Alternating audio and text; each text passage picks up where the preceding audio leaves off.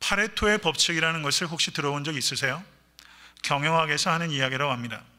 파레토 법칙은 이탈리아의 경제학자 빌프레도 파레토라는 사람의 이름에서 유래가 된 것인데요, 이 파레토의 법칙을 20대 80 법칙이라고 한답니다. 이게 무슨 말인 거 아니? 개미들도 다 열심히 일하는 게 아니라네요. 개미들 중에서도 열심히 일하는 게 20%래요. 20%가 나머지를 먹인대요. 성도 여러분, 옷장에 옷 많이 있으시죠? 즐겨 입는 옷 80%는 그 중에서 20%의 옷밖에 아니라는 거예요. 실제 그렇잖아요. 내가 하는 일의 성과의 80%가 내가 집중한 20%의 시간에서 나온대요. 나라 경제 국부의 80%도 상위 20%의 사람이 가지고 있다는 것입니다. 상당히 일리가 있는, 근거가 있는 말이라고 할 수 있어요. 이 20%를 vital few, 결정적 소수라고 말하는 것입니다. vital few. 저는 오늘 설교 말씀을 들으시면서 이 자리에 계신 분의 숫자를 저는 정확히 알지 못하지만 이 중에서 20% vital few, 기도하는 자들이 헌신하는 아침 될 수 있게 되 주님을 간절히 축원합니다. 사탄의 가장 주요한 타겟이 누구라고 생각하세요? 교회에서 접니다. 사도 바울께서도 교인들에게 기도를 요청하셨어요. 사도 바울같이 위대한 사도도 성도들에게 중보해 줄 것을 요청했어요. 저같이 약하고 악한 목회자를 위해서 여러 성도님들께서 기도해 주시지 않으면 저는 온전한 목회자로 끝까지 목회할 수 없습니다. 성도 여러분, 중보하는 이상으로 교회가 부흥하기가 어렵고 여러분께서 저를 위하여 중보하는 이상으로 제가 온전한 목회자가 되기가 매우 어렵습니다. 교회를 위하여, 목회자를 위하여, 그 연약한 성도를 위하여 중보하시는 여러분과 제가 될 수 있게 되기를 간절히 바랍니다. 기도에 대해서 많은 책들이 있어요. 그 중에서 제가 인상 깊게 읽었던 책 중에 하나가 필립 얀시라는 사람이 쓴 기도라는 책인데, 그 중에 이런 에피소드가 있었어요. 무슨 얘기인가 하니, 필립 얀시가 굉장히 다작합니다. 많은 글을 써요. 아마 성도님들 가정에도 몇 권씩은 있을 거예요. 좋은 글을 많이 쓰고 있다고 봅니다. 그런데 그분이 아주 평생에 잊지 못할 선물을 받았는데, 필립 얀시의 독자 가운데 한 사람이 이 필립 얀시를 기억하면서 중보하며 노트를 썼는데 365일 하루도 빠짐없이 필립 얀시를 위해서 중보하면서 그것을 노트에 적어서 그 중보기도 노트를 필립 얀시에게 전달해 준 거예요. 필립 얀시가 무기력해질 때마다 필립 얀시는 그 노트를 읽으면서 자신을 추스리고 그 기도에 합당한 사람이 되기 위해서 노력했다라고 말하고 있는 거예요. 저는 매우 감동적이었습니다. 중보기도 사역팀의 모임을 시작하면서 제가 팀원들에게 말씀드린 게 중보기도 노트를 교회에서 만들어 드리겠다라고 말씀드렸어요. 조만간 드리게 될 것으로 생각합니다. 또 하나, 어제 설교를 준비하면서 제가 갖게 된 생각이 뭐가 있냐면 30일 사랑의 중보 노트를 만들어야겠다라는 생각이 있어요. 30일 사랑의 중보 노트.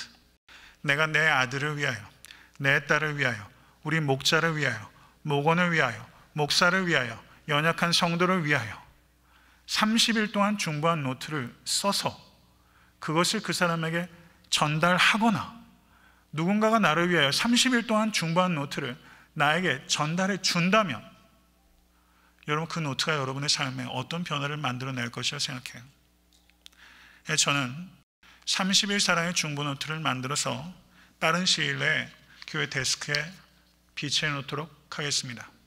거기에 6필로 중보기도의 제목을 써서 그 사람에게 전달하세요. 여러분, 샌프란시스코에 가면 아름다운 다리들이 많이 있지 않습니까? 근데 그 다리를 통과하게 되면 통행료를 내요.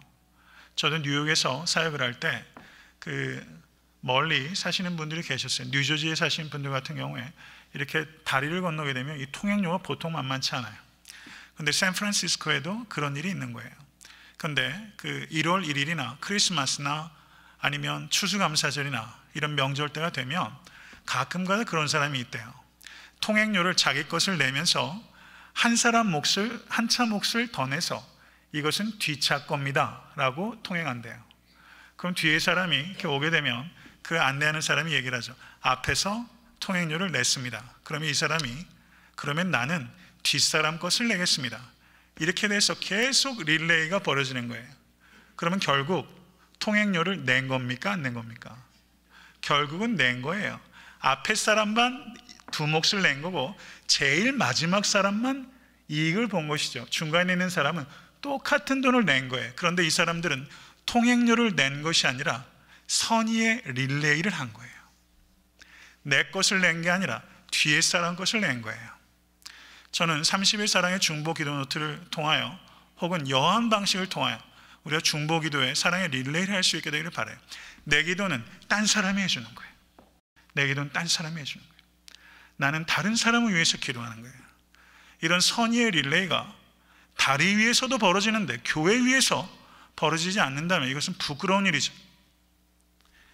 사랑하는 성도 여러분, 중보 기도에 대해서 우리가 오해하는 게 있어요. 그게 뭐냐면 하나님 이 사람의 사정이 이러이러합니다. 그러니 도와주세요 라고 기도를 하잖아요.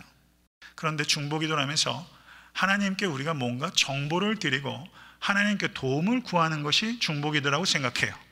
그렇죠. 그런데 하나님이 정보가 필요합니까? 하나님이 그 사람의 형편을 나보다 몰라요? 알고 계시잖아요. 그러므로 중보 기도는 내가 하나님께 기도 받는 자의 상황을 정보를 드리고 도와달라고 요청하는 것이 중보 기도가 아니라는 거예요. 하나님께서는 나보다 그 사람의 형편을 더 잘 아시고 나보다 그 사람을 더 염려하고 계세요. 믿으십니까? 그럼 중보 기도는 뭐예요? 하나님과 내가 기도하는 사람 사이에 인터세션 하는 거예요. 거기에 들어가서 내가 서는 거예요. 그리고 하나님, 내 기도와 관심과 사랑을 통하여 저 사람을 도와주세요 라고 기도하는 거예요. 내 눈이 열려서 주님의 시각으로 저 사람을 볼 수 있게 해달라고 기도하는 거예요. 성도 여러분, 이것을 좀 더 구체적으로 말씀을 드리면요, 제가 드는 예는 한국 사람들에게는 좀 동떨어진 예인 줄 모르겠어요. 근데 한국 사회도 요즘 마약 중독에 빠진 사람 많습니다. 마약 중독에 허우적거리는 친척이 있다라고 가정을 한다면 어쩌면 저렇게 가장으로서 무책임한가 하는 생각을 할 수 있죠. 근데 그 사람을 위해서 중보하다 보면 무책임하다고 비난하는 마음이 어느 순간 상처투성이인 절망적인 영혼이 보이게 되는 거예요. 중보 기도를 하면서 그 사람을 주님의 눈으로 바라볼 수 있게끔 되는 것이 바로 중보 기도입니다. 너무나 사랑할 줄 모르는 강팍한 사람들이 우리 주변에 많이 있어요. 그 사람 때문에 상처받아요. 그런데 사랑이 없는 그 사람을 위해서 내가 기도하다 보면 그 사람이 한 번도 인격적인 사랑을 받아본 적이 없는 외로운 영혼이라는 것이 보이는 거예요. 이런 기적은 중보 기도가 아니면 결코 우리가 바꿀 수 없는 마음의 상태입니다. 중보 기도는 우리의 마음속에 긍휼의 불을 붙이는 기도예요.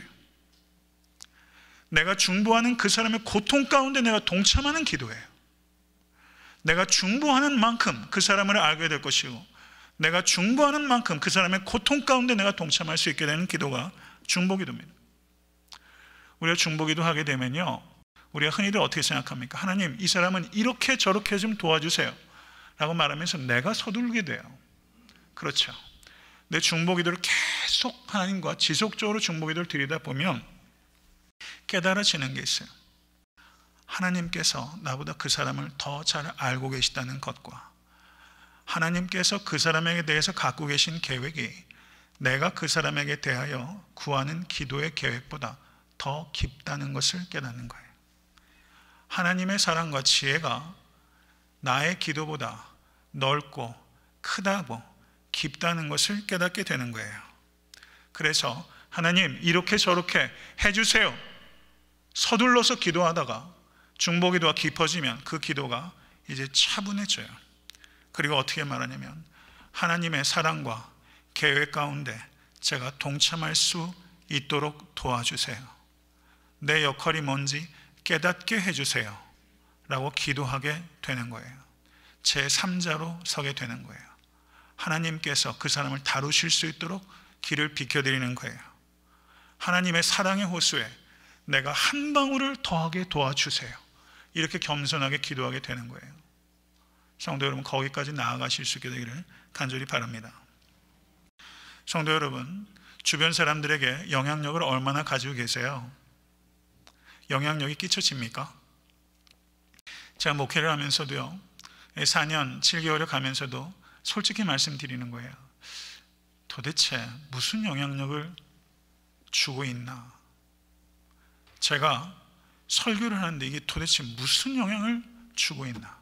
물론 하나님께서 은혜 주셔야 되는 거지만 목회자로서 솔직히 말하면 가끔가다 회의적일 때 있어요. 그것과 씨름하는 게 제 목회의 한 큰 부분 가운데 하나예요. 목회자로서도 무슨 영향을 줄 수 있을까? 의구심이 생길 때가 있어요. 자식들은 어때요? 부모님들이 얼마나 영향을 끼칩니까? 아내하고 남편은 어때요? 빽 소리 지르면 귀찮아서는 할 수는 있지만 중심으로 영향을 주고 받을 수 있습니까? 그게 가능합니까? 영향을 얼마나 줘요 우리가 도대체? 우린 잘 영향받지 않아요. 성도 여러분, 의견을 제시하는 것보다 중요한 것은 그 사람을 위하여 중보하는 것입니다. 이것은 믿으실 수 있게 간절히 바라요. 내가 진심을 담아서 바르게 충고하도 그 사람이 그대로 따라온다는 보장이 없어요. 내 자식조차. 내가 인간의 충고는 엉뚱한 결과를 가져올 때가 너무 많아요. 내 선의와 내 사랑이 아무리 희생적이어도 오해받을 때 너무 많아요. 사랑하지 않아서 내가 책망 듣고 내가 희생하지 않아서 욕먹으면 받을만 하죠. 사랑도 희생적인 사랑을 해도 땅바닥에 내팽개칠 때 너무 많아요. 너무 많아요. 사랑하는 성도 여러분, 인간의 충고는 엉뚱한 결과를 가져오지만 인간의 중보는 훨씬 열매를 맺습니다. 자기를 위하여 드리는 기도는 응답만 받지만 내가 다른 사람을 위하여 기도를 드리면 응답받을 뿐만 아니라 은혜를 받아요. 은혜를 받아요. 정말 한번 보세요. 내가 기도한 기도가 하나부터 열까지 다 응답된다고 생각해 보세요. 내 기도가, 나를 위한 기도가 다 응답된다고 생각해 보세요. 거룩한 사람이 끝까지 거룩할 수 있을까요? 아마 괴물이 될 거예요. 내 기도대로 응답하지 않는 하나님을 찬양하실 수 있게 되기를 바랍니다. 내 기도대로 되면 얼마나 사람이 탐욕스러워지겠어요.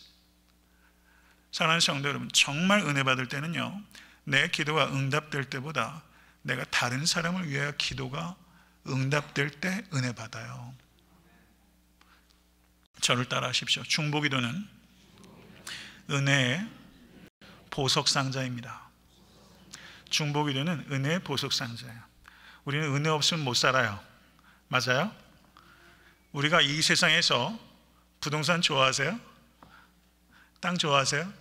우리가 한 평의 땅을 잃으면 안 되는 땅이 있다면 그 땅은 은혜의 땅입니다. 성도는 은혜 위에 견고하게 서는 거예요. 은혜 위에 서셔야 돼요. 그런데 그 은혜의 보석상자가 바로 중보기도입니다. 한 청년이 있었어요. 옆집 할머니가 팔순의 노파예요. 근데 이 할머니가 사과파이를 너무 맛있게 구우시는 거예요. 그래서 이 청년을 위해서 사과파이를 종종 많이 구워주셨는데 이 청년은 사과파이는 너무 맛있고 먹고 싶은데 할머니의 이야기는 듣고 싶지 않은 거예요. 그런데 이 할머니가 그걸 몰라요. 그렇게 오랫동안 할머니의 사과파이는 먹으면서 할머니의 말은 귀담아 듣질 않았어요. 근데 이 청년이 이제 떠나서 10년 뒤에 진심으로 하나님을 만나서 중생하는 체험을 하게 됩니다.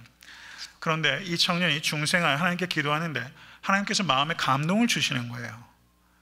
옛날에 이웃에 살던 그 할머니를 만나서 이야기를 해라.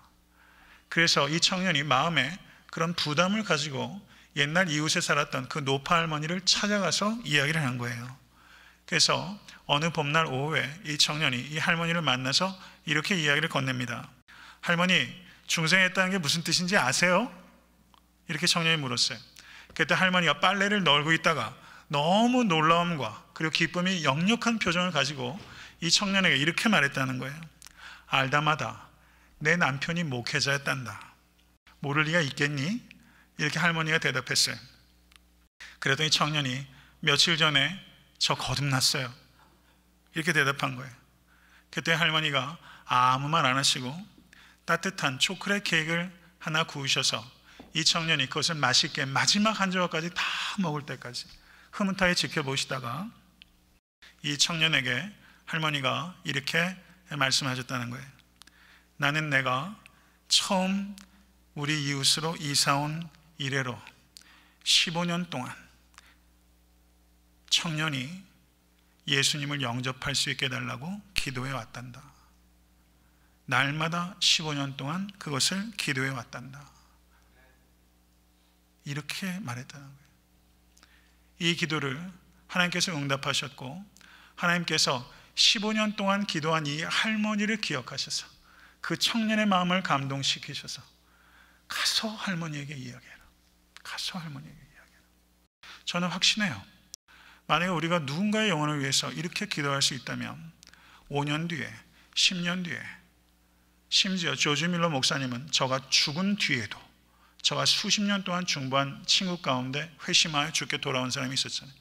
여러분께서 빨래를 넣는 것처럼 설거지를 하는데 누군가가 띵동 하고 누르고 와서 저 중생했어요 라고 누가 말한다면, 그리고 그 영혼이 만약에 여러분께서 10년, 15년 기도했던 영혼이라면, 사랑하는 성도 여러분, 이것보다 더 큰 보상이 어디 있겠어요?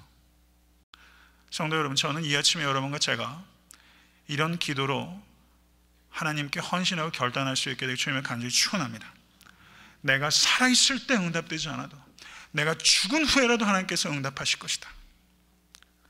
잃어버린 영혼을 위해서 기도하는 기도처럼 하나님 기쁘시는 기도가 어디 있을까요?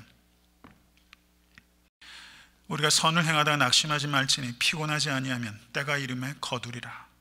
이것은 중보 기도를 드리는 데 있어서 우리에게 가장 중요한 영적 덕목이에요. 피곤해하지 마시고 끝까지 기도하십시오. 그러나 여러분과 저의 기도는, 중보 기도는 내가 사랑하는 사람, 내가 기도하고 싶은 사람에게만 국한돼서는 안 돼요. 그리스도인의 중보는 내가 모르는 사람에게로 확장되어야 됩니다. 사도 바울께서는 자기가 세운 교회와 성도를 위해서 기도하셨을 뿐만 아니라 로마 교회는 사도 바울이 개척하지도 않았고 한 번도 간 적이 없어요. 내가 너희에게 가기를 얼마나 원하는지 너희가 알기를 원하노라. 사도 바울이 그렇게 얘기했어요. 그 로마서 1장 9절에 사도 바울이 그들을 위하여 이렇게 말합니다. 내가 그의 아들의 복음 안에서 내 심령으로 섬기는 하나님이 나의 증인이 되시거니와 항상 내 기도에 쉬지 않고 너희를 말하며. 하나님께서 내 증인이신데 내가 여러분을 한 번도 못 봤지 않습니까? 그러나 나는 날마다 여러분을 위해서 기도하고 있습니다. 이게 사도 바울의 중보 기도예요. 사도 바울의 이 기도는 우리의 기도가 내가 아는 사람에게 국한돼서는 안 되며 우리의 기도의 영역이 넓혀져야 된다는 것을 우리에게 강력하게 말하고 있는 것입니다. 이 아침에 여러분과 저는 누구를 위하여 기도하는지를 생각하셔야 돼요. 기도하면서 이기적일 수 있다는 것을 우리는 뼈아프게 생각해야 됩니다. 기도의 폭이 영성의 폭입니다. 중보 기도는 이렇게 모르는 사람에게까지도 확장되고 그 다음에 중보 기도의 마지막 동심원의 끝은 원수를 위하여 중보하는 것입니다. 핍박하는 자를 위하여 기도하라. 주님의 말씀이시기 때문에 우리는 이 말을 가볍게 여길 수 없어요. 예수님께서는 자신을 못 박은 로마 군병을 위해서 기도하셨어요. 역사적 사실이에요. 믿으세요? 이게 후대 기독교가 만들어낸 소설입니까? 아니에요. 우리 주님께서 실제 그렇게 기도하셨어요. 그리고 요한복음 17장은 대제사장적 기도로 예수님께서 요한복음 17장 전체가 예수님의 기도로 채워져 있어요. 예수님께서 하늘보좌 우편에서 나를 위하여 기도하고 계세요. 이 기도를 들으면 변하지 않을 수가 없어요. 이 기도를 어디에서 듣습니까? 요한복음 17장을 읽어보세요. 대제사장적 기도예요.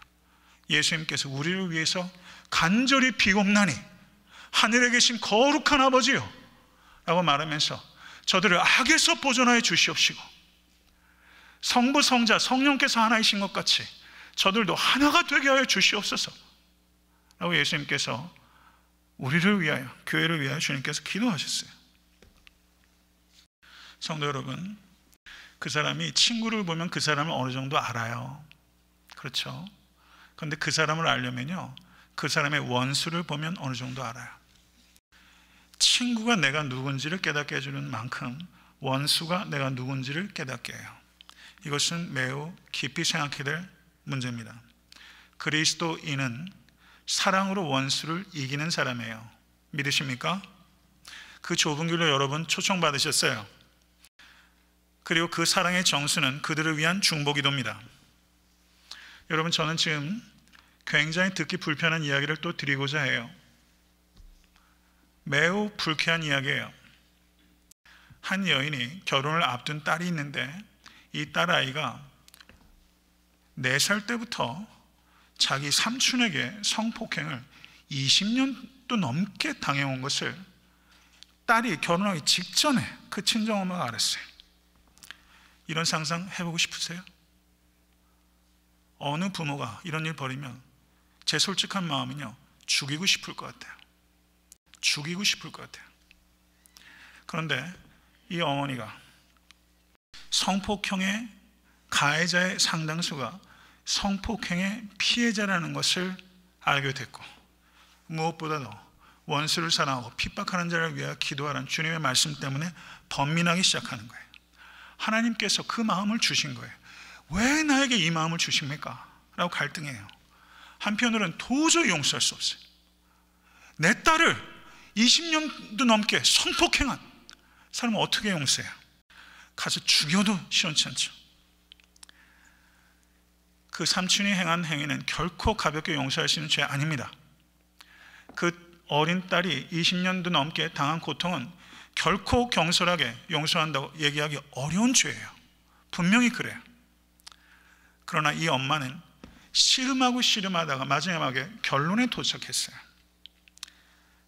이게 결론입니다. 내가 그를 위해 기도하지 않으면 누가 그를 위해 기도하겠습니까? 이 내용이 어디에 기록되어 있냐면 Forgiving the Unforgivable 이라는 책에 있는 내용이에요. Forgiving the Unforgivable. 도저히 용서할 수 없는 사람을 용서하기. Forgiving the Unforgivable. 제가 이렇게 불편한 이야기를 드려서 전 송구스러워요. 하고 많은 예 중에 왜 이런 예입니까? 그런데 한번 저는 이 문제를 가지고 여러분이 저하고 동일한 결론을 내려고 얘기하는 게 아니라 고민해야 될 필요가 있다는 것을 말씀드리는 거예요. 저는 우리가 할 수 있느냐 없느냐가 문제가 아니라 주님께서 무엇을 원하시느냐 하는 게 우리의 가장 중요한 결정권이 되어야 되는 거예요. 주님께서 그 영혼을 위해서 기도하기를 원하실까 원하지 않으실까? 우린 결국은 거기까지 가야 되는 것이고, 그리고 그것이 우리를 이렇게 불편하게 하는 거예요. 참 불편해요. 신앙인으로 산다는 것이. C.S. 루이스가 자신의 형에게 편지를 보냈어요. 그런데 그 편지에 이런 얘기를 썼어요. 형, 나는 히틀러를 위하여, 스탈린을 위하여, 무솔리니를 위하여 밤마다 중보기도 하고 있어. 이거를 만약에 유대인이 봤다고 생각해 보세요. 숙청당한 러시아인들이 이걸 봤다고 생각해 보세요. 무솔리니의 총에 죽은 사람들이 이걸 봤다고 한번 생각해 보세요. 그런데 C.S. 루이스는 밤마다 그들을 위해서 기도하고 있다고 썼어요. 그리고 여기가 중요해요. 그들을 위하여 기도하는 중에 형, 나에게 그들과 같이 잔인한 성품이 있다는 것을 나는 깨달았고, 그들과 같이 적절한 기회만 있었다면 나도 얼마든지 그들과 같이 행동할 수 있었을 것이라고 생각해. 또 다른 편지에서 이렇게 말했어요. 악한 자들을 위하여 중보하면서 그 소름 끼치는 사람과 내가 크게 다르지 않다는 것을 나는 깨달았어 라고 C.S. 루이스가 말했어요. 이 얼마나 위대하고 얼마나 정직한 고백인지 몰라요. 사랑하는 성도 여러분, 우리가 정죄하는 사람들이 있죠. 한국 사회가 성적 순결이 얼마나 땅바닥에 내팽개쳐지고 윤리적으로 타락하고 경제적으로 타락하고 얼마나 구조적인 악들이 횡행하는지 몰라요. 쉽게 비난하기 쉬워요. 근데 내가 중보하다 보면요, 그 정욕에 사로잡힌 더럽다고 욕하는 사람이 그 죄악이 내 안에 있는 것을 봐요. 내 안에 있어요. 크게 다르잖아요. 중보기도를 하면서 우리는 내가 변해요. 내가 죄인이라는 것을 알아요. 나를 핍박하는 자와 내가 크게 다르지 않다는 것을 우리는 중보기도를 통해서 깨달아요. 말씀을 맺습니다. 한 마을에 관광객들이 방문해서 그 마을 원로인 노인에게 관광객 중에 한 사람이 이렇게 질문했다는 거예요. 할아버지, 이 마을에서 큰 인물이 태어난 적이 있습니까? 라고 물었어요. 그랬더니 그 마을 원로가 아주 현자처럼 지혜롭게 대답했어요. 아니요, 이 마을에서는 항상 갓난 아기들만 태어났습니다. 항상 갓난 아기들만 태어났어요. 성도 여러분, 중보기도의 거장으로 태어난 사람 없어요. 다 갓난 아기로 태어나는 거예요. 그러면 중보기도의 거장은 어떻게 만들어져요? 다듬어지고 훈련을 통해서 만들어지는 거예요. 믿으십니까?